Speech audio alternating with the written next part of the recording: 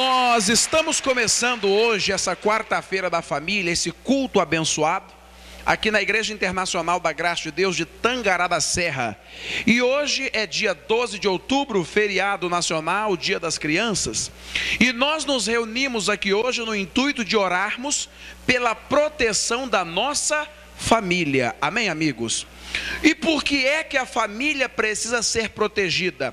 Nós vamos aprender isso. Aliás, o título da mensagem de hoje é Protegendo a Minha Família.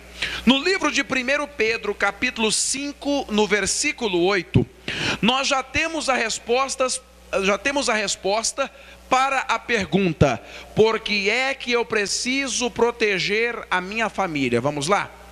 No livro de 1 Pedro, capítulo 5, lá no finalzinho da Bíblia, nós temos esse versículo aqui que abre o nosso entendimento e nos mostra que precisamos orar pela nossa família, precisamos protegê-los com a nossa fé.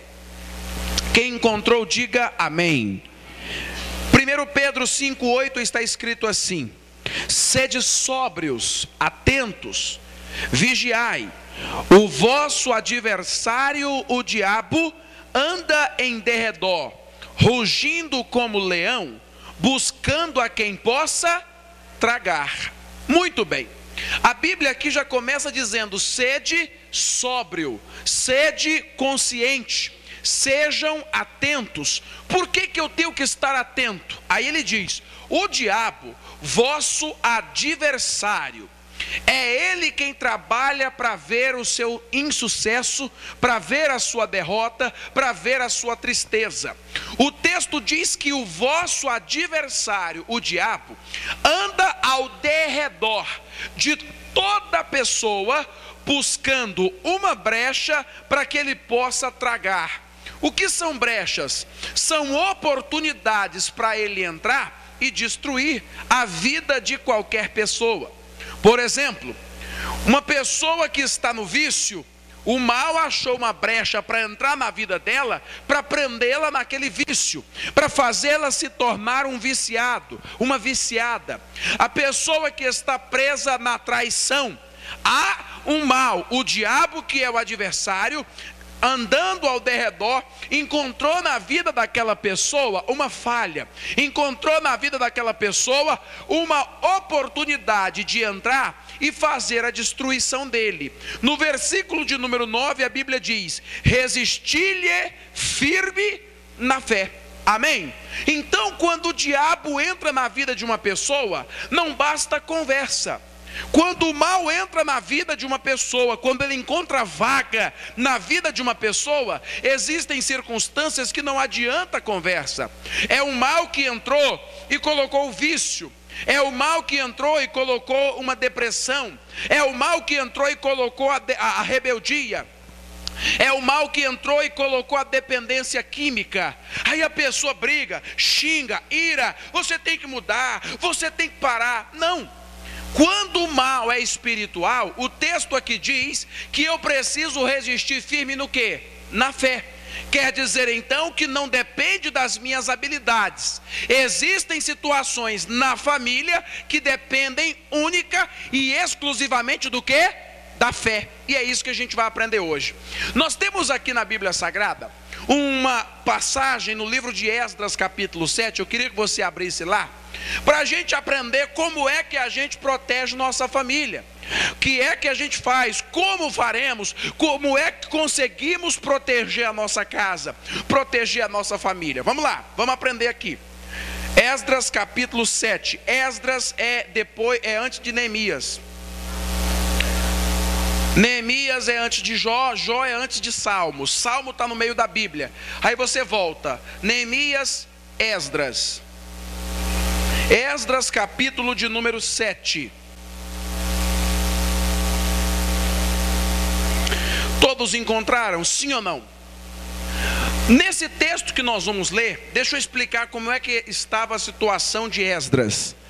Esdras estava na Babilônia e ele precisava trazer a família dele, o povo dele, para Israel. O povo de Israel havia sido preso e haviam sido levados cativos para a Babilônia. Só que aqui nós vamos ver algo importante. Deus precisava de alguém para que ele pudesse levar o povo para Jerusalém e também para que ele pudesse protegê-los. Vamos lá, eu quero que você preste atenção, porque senão você não vai entender a mensagem hoje.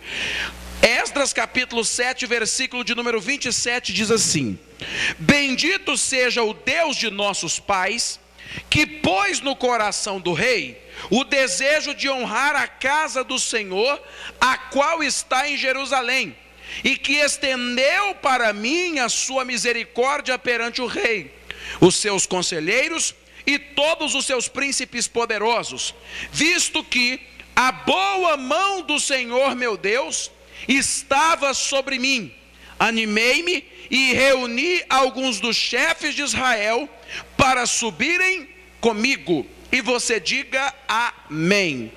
O povo precisava de alguém para liderá-los, para guiá-los de volta à terra, de alguém para fazer o trabalho que necessitava ser feito. Nesse meio termo é que aparece o Esdras. Deus levanta o Esdras para o Esdras ser o cabeça da família, o cabeça do povo, aquele que iria levar o povo em proteção para Jerusalém. E você diga graças a Deus. Repita comigo: toda a proteção da família e toda a restauração começa com alguém. E na sua casa começou com quem? Deus precisava de alguém. A mão de Deus veio sobre Neemias, e diz o texto que quando a mão de Deus veio sobre ele, ele se animou e passou então a ser o cabeça daquele povo. Toda a família precisa de alguém que se levante para defendê-la. Todo lar, toda casa tem que ter alguém que diz: é eu que vou assumir a responsabilidade da minha família. Porque não sei se você já parou para prestar atenção, a gente que vive em família, geralmente jogamos a batata quente na mão do outro. Não, porque o casamento está assim, é porque você não cuida. Não, é porque o casamento está assim, é porque você não ora. Aí o outro diz: o casamento está assim porque você não vai para a igreja comigo. Quando na verdade depende apenas de uma pessoa. Olha o que aconteceu com Neemias no capítulo de número 8, versículo de número 21. Olha o que ele fez: apregoei um jejum junto ao rio Ahava, para nos humilharmos diante da face do nosso Deus, a fim de lhe pedirmos jornada segura para nós e para nossos e para todas as nossas posses. Diga amém. O que o Neemias fez? Ele foi pedir socorro do rei? Ele foi brigar com alguém? Não. Ele diz que apregoou um jejum para pedirmos a Deus o quê? Proteção. Repita comigo: ele fez um jejum, reuniu o povo para pedir a Deus por proteção. Quem foi que começou o trabalho de proteção? Neemias. Ele se levanta, ele decide se levantar e fazer esse trabalho de proteção, de orar a Deus para que Deus desse proteção. Versículo 23, diz assim: assim jejuamos e pedimos isto ao nosso Deus, e ele atendeu a nossa oração. Então a gente já aprende aqui o primeiro segredo para proteger a família. Repita comigo: eu protejo a minha família com oração. Ele não foi pedir socorro ao rei, ele não foi pedir ajuda bélica, armamento, soldados. Eles se reuniram para clamar a Deus por proteção, e a Bíblia diz que foi isso que Deus fez. Hoje nós vamos orar, clamar a Deus, e você vai assumir essa responsabilidade de ser o protetor da sua família em oração. Vamos ver um outro caso na Bíblia, livro de Atos dos Apóstolos, capítulo 12. Vamos lá. Atos dos Apóstolos, capítulo 12. Às vezes a gente acha que o problema se resolve na briga, na pressão, na ameaça. E nós estamos vendo aqui que Neemias protegeu o povo dele na oração. É o que a gente tem que aprender a fazer pela nossa família. O texto que lemos em 1 Pedro 5,8 diz que é o diabo quem anda ao derredor. É ele quem faz as desgraças. É ele quem faz a pessoa beber, a pessoa ser rebelde. Quando ele encontra espaço na vida de uma pessoa, ele entra para colocar aquilo que lhe é próprio. Uma pessoa que mente, o diabo encontrou espaço para colocar mentira nela. Uma pessoa que bebe, o diabo encontrou espaço para colocar bebida nele. Uma pessoa que tem um comportamento anormal, o diabo encontrou espaço para agir na vida dela. O Neemias entendeu isso e ele se reuniu com o povo, e diz a Bíblia que ele foi aquele que tomou a dianteira. Eu vou comprar a briga, é eu que vou orar. Nós vamos clamar por proteção para nossas casas, para nossas famílias e para os nossos bens. Versículo Atos dos Apóstolos, capítulo 12, versículo de número 1, diz assim: por aquele tempo o rei Herodes lançou mão de alguns da igreja, para os maltratar. Mandou matar a espada Tiago, irmão de João, e vendo que isso agradava aos judeus, continuou mandando prender também a Pedro. E isso aconteceu nos dias dos pães asmos. Havendo-o prendido, encerrou-o na prisão e entregando-o a 4 grupos de 4 soldados para que o guardassem, querendo apresentá-lo ao povo depois da Páscoa. 5. Pedro era guardado na prisão, mas a igreja fazia contínua oração por ele a Deus. Repita isso comigo. Pedro era guardado na prisão, mas a igreja fazia contínua oração por ele a Deus. Eu quero que você entenda hoje que muitas vezes os problemas na família, para protegermos nossa casa, não temos que necessariamente colocar as mãos. Vimos o caso do Esdras, que precisava levar o povo em proteção. Ele não pediu ajuda real, ele pediu ajuda do rei dos reis, na oração. Nós estamos vendo agora o caso de Pedro, que foi preso, e diz a Bíblia que Pedro era guardado na prisão. Nós lemos aqui que a igreja reagiu. Eles resolveram fazer alguma coisa. Eles poderiam muito bem dizer: vamos fazer o seguinte, vamos fazer aqui uma rebelião, vamos chamar uns com lança, com espada, vamos pegar uma foice e vamos brigar, vamos para a porta do palácio lá, da cadeia, e vamos gritar todo mundo: aqui ninguém vai matar o Pedro, senão nós vamos quebrar tudo no pau aqui, vamos todo mundo brigar. A igreja fez rebelião, gente? Foi na base da força? Não. Enquanto Pedro estava preso, a igreja fazia o quê? Contínua oração. A oração é que vai libertar a nossa casa. A oração é que vai tirar da vida daquela pessoa aquele mal, aquela brecha, aquele espaço vazio que foi encontrado pelo diabo para semear a semente maligna. A oração vai fazer o quê? Vai tirar aquela semente maligna. Era o que a igreja estava fazendo, era o que o povo de Deus precisava entender, e é o que nós temos que entender hoje. Às vezes você mesmo que está vindo à igreja, você tem um problema com alguém da família, que bebe, que fuma, que está na droga, que está no vício, que não toma juízo, e talvez você já brigou, você já xingou, já ameaçou sair de casa, já separou. Há pessoas que para melhorar o casamento, sabe o que fazem? Então você quer, eu vou pegar minhas coisas e vou embora. E aí o marido ligou: pelo amor de Deus, volta. E a pessoa falou: você vai mudar? Vou. Ela voltou para casa.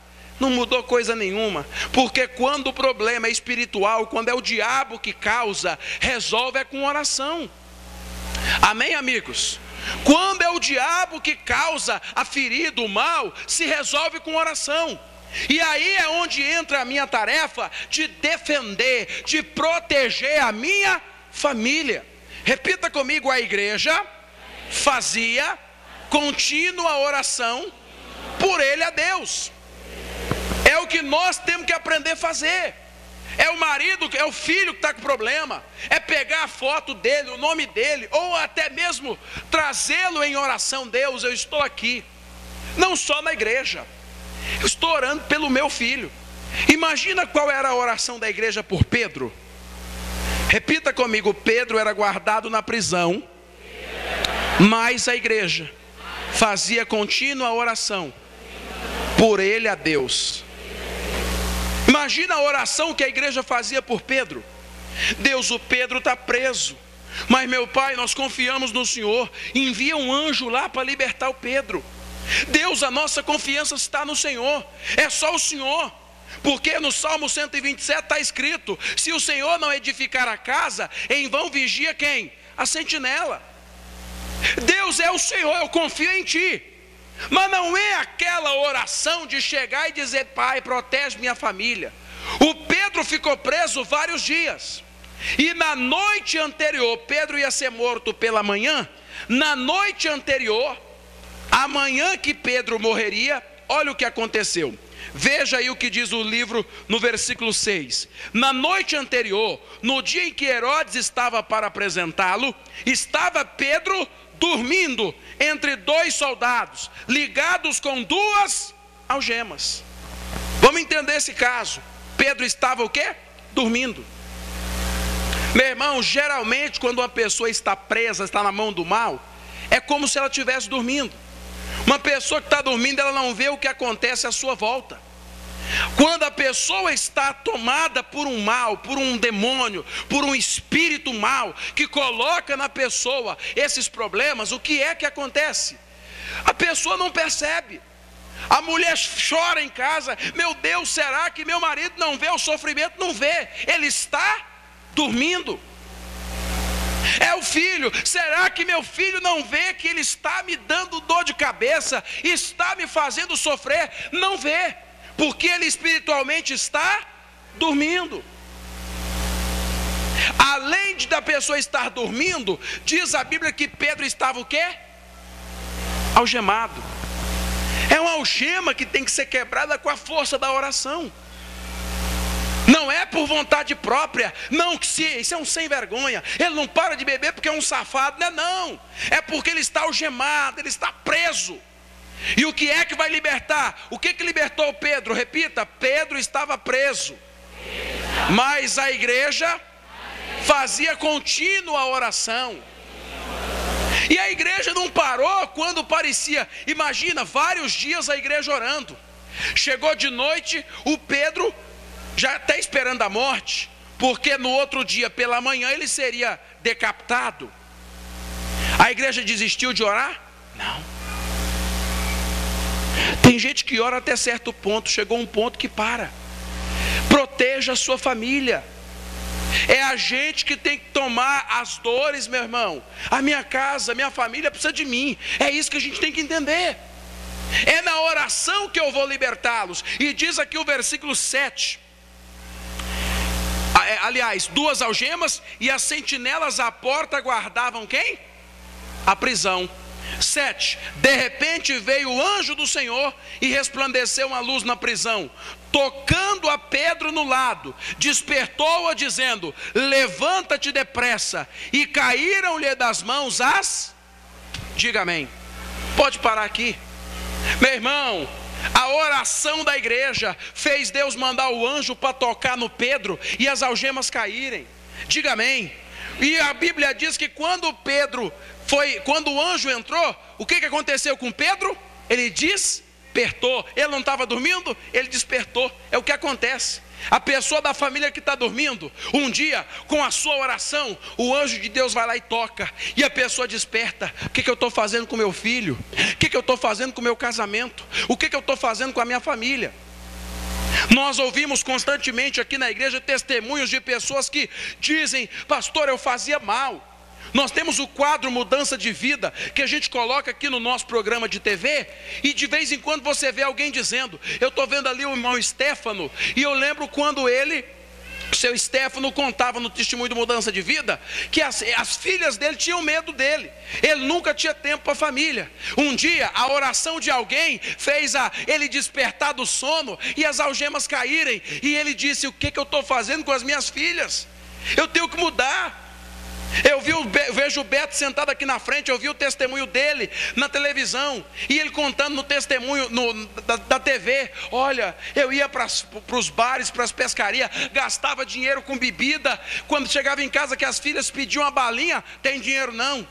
Um dia a oração da esposa fez o anjo de Deus chegar na casa dele. Ele acordou: o que eu estou fazendo para as minhas filhas? O que é que eu estou fazendo com o meu casamento?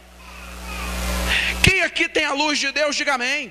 Amém. Você faria coisas que a sua família te faz? As coisas ruins?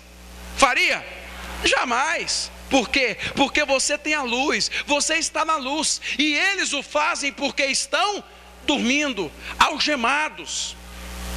Há um sentinela do diabo guardando aquele que ele prende preso no vício. E aí a gente às vezes desiste. É porque ele não presta, meu casamento não dá mais, meu lar não dá mais, meu filho não dá mais. Mentira! Dá! O negócio que ali não é conversa, ali é oração. E não é uma contínua oração, é uma guerra, é uma batalha. Quanta gente aqui já desistiu do marido? Não, porque isso bebe. E você não sabia que quem está nele, diz a Bíblia, que é o diabo, que anda ao derredor procurando alguém quem possa tragar. Quem ele encontra, ele traga, e ele acaba com a vida da pessoa. Pastor, o marido que eu tenho hoje é um homem diferente daquele com quem eu me casei. É porque o mal entrou nele. Se você fizer contínua oração, o anjo entra lá e tira ele dessa prisão, desperta ele desse sono da morte. Quem está entendendo, diga amém. A igreja orava e o anjo foi lá. Deus faz acepção de pessoas, pessoal. O Neemias, aliás o Esdras, precisava de proteção. Pessoal, para nós, nossas famílias e o quê? E os nossos bens. Proteção pessoal, proteção familiar e proteção patrimônio. Como é que ele conseguiu isso? Fez um jejum e orou a Deus: Deus, proteja a nossa família. A gente tem que entender isso. Tem que proteger a família. É na oração. E repita comigo: a minha oração pela minha família não é só quando eu estou orando, é quando eu estou falando deles também. Porque a Bíblia não diz que as nossas palavras têm poder? Não é só quando oramos, é quando falamos a respeito deles também. Como é que está seu marido? Eu estou orando por ele, mas aquela praga lá é pior. E seu filho? Bicho, aquele troço, aquele guri lá está com o demônio. Aquele menino parece que tem parte com o bicho. Mas tem gente que fala assim: tem ou não tem? Proteja. Proteja a sua família com suas orações, com suas palavras. Hoje nós vamos orar pela proteção da família, mas não é uma oração, é a sua contínua. É o que a igreja fez por Pedro. Vamos ver um outro caso, Atos 16.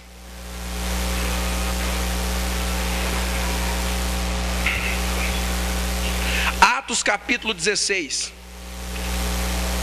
Quem encontrou, diga amém. Atos 16, 19 está escrito assim: vendo os senhores da jovem que a esperança do seu lucro estava perdida, prenderam a Paulo e Silas e os levaram à praça, à presença dos magistrados. Apresentando-os aos magistrados, disseram: estes homens, sendo judeus, perturbaram a nossa cidade e nos pregaram costumes que não nos é lícito receber nem praticar, visto que somos romanos. A multidão se levantou unida contra eles, e os magistrados, rasgando-lhes as vestes, mandaram açoitá-los com varas. Havendo dado-lhes muitos açoites, lançaram-nos na prisão, mandando ao carcereiro que os guardasse com Ele, tendo recebido tal ordem, lançou-os no cárcere interior e lhes segurou os pés no tronco. Diga amém. Outro caso. Aqui agora quem estava preso era quem? Paulo e Silas. Isso aqui é para a gente entender, porque às vezes o diabo também consegue prender a gente. Como assim, pastor? Sabe quando é que nós somos presos? Quando às vezes a gente não consegue fazer nada pela nossa família. Quando nós deixamos o que eles nos fazem nos afetar, somos presos. Tem gente que está preso a um sentimento de amargura. Tem gente que está preso a um sentimento de raiva. Porque ela olha para o marido, ela está casada para manter as aparências. Ele está em casa para manter as aparências, e ela também. Mas na verdade ele está preso a um sentimento de raiva. Ela olha para o marido e fala: foi esse desgraçado que acabou com a minha vida. Eu só não ponho veneno de rato na comida dele, porque meus filhos comem também. Está preso a um sentimento. É um ódio, é uma raiva. Isso prende a gente. Isso não deixa você ir além. Paulo e Silas estavam presos. Quem sabe tem alguém aqui hoje que quer proteger a família, mas está preso a um sentimento porque alguém lá da sua casa te fez um mal. Você não vai conseguir abençoar ninguém sem primeiro se libertar dessa prisão. É a pessoa, por exemplo, que está casada novamente, mas tem um ex-marido, uma ex-esposa, e fala: hoje eu estou casado bem, mas quando eu estava casado com o Jerônimo, aquele Jerônimo era uma praga, e ele, eu não desejo mal para ninguém não, mas se ele morrer seco vai ser bênção na minha vida. Eu não desejo mal não, mas Deus vai dar a paga do que ele me fez. E ele não deseja mal, ainda joga a culpa para Deus ainda. É Deus que vai... Que é isso, meu irmão? Deus não é capanga de ninguém não. Tem gente que pensa que Deus é jagunço. Deus vai te pegar. Para com isso, meu irmão. Isso é conversa de quem não conhece Deus, rapaz. E aí veja só, eles foram presos. Só que olha o que eles fizeram para libertar-se daquela prisão. Versículo de número 25. Perto da meia-noite, Paulo e Silas o quê? Oravam e cantavam hinos a Deus, e os outros presos os... Diga amém. O que eles foram fazer para se libertar da prisão? Orar. Deus, eu estou aqui, limpa, me tira dessa prisão. Como é que a gente faz para nos tirarmos de uma prisão que nos prende? Orando. Pastor, eu não consigo perdoar, eu não consigo olhar na cara. Quando aquele homem toca em mim, eu sinto nojo, pastor. Me dá uma repulsa, eu olho para ele, dá vontade de socar um trem nele. Ou você acha que eu estou falando aqui coisa que não é?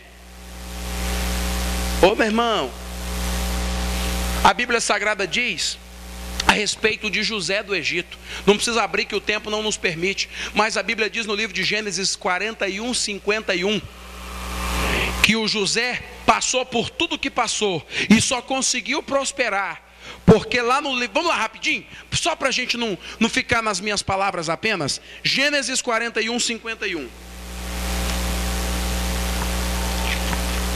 diz assim: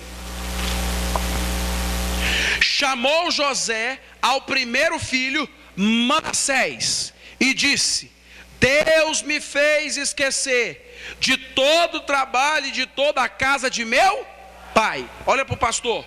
Vocês, o que foi que aconteceu com José na casa do pai? Os irmãos dele tiveram inveja dele. Os irmãos dele jogaram ele numa cisterna. Sim ou não? Falaram para o pai dele que ele tinha morrido.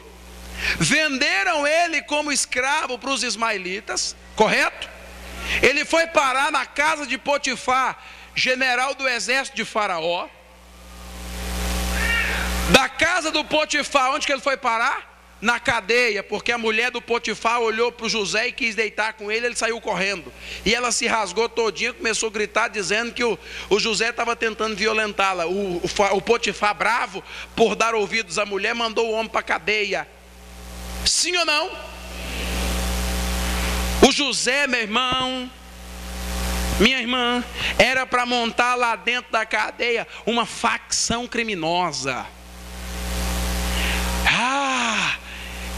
Fui preso, meus irmãos me venderam como escravo, papai acha que eu estou morto, a mulher do Potifar quis deitar comigo, e por ser justo, eu fui parar na cadeia.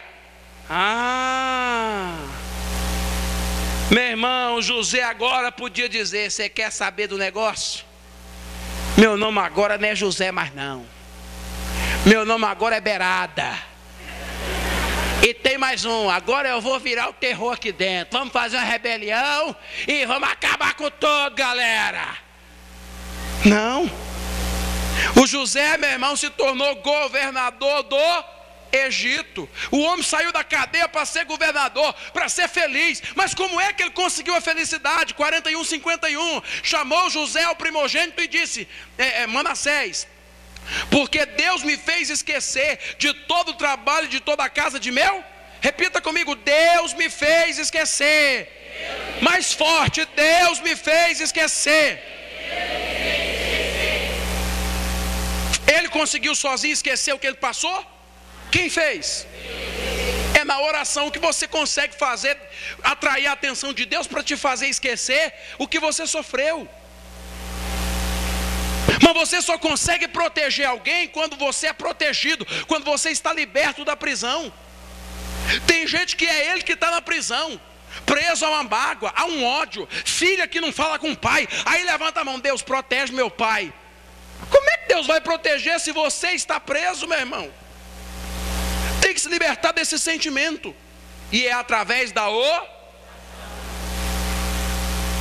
Volta lá para Atos 16, 25.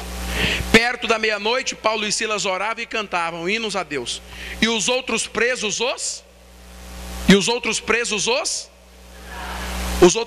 não tinham força para fazer o mesmo que eles estavam, porque aquilo era algo que era para eles fazerem. Você sabe por que tem gente que não vem para a igreja orar com você? Você sabe por que tem gente da sua casa, da sua família, que não vem para a igreja? Porque não tem forças. Eles até te escutam cantar, eles até te escutam orar, eles até te escutam dizer: vamos para a igreja, que lá vai ter oração pela proteção da família hoje. Eles até escutam, mas não tem. Por quê? Estão presos. Preso por quê? Por uma prisão espiritual. Tem gente preso no vício, tem gente preso na religiosidade. Eu nasci nessa religião e vou morrer nela. E morre você e família junto, né? Porque está tudo indo para o buraco e eu sou dessa religião. Um dia eu fui evangelizar lá no Progresso, quando nós fomos abrir a igreja do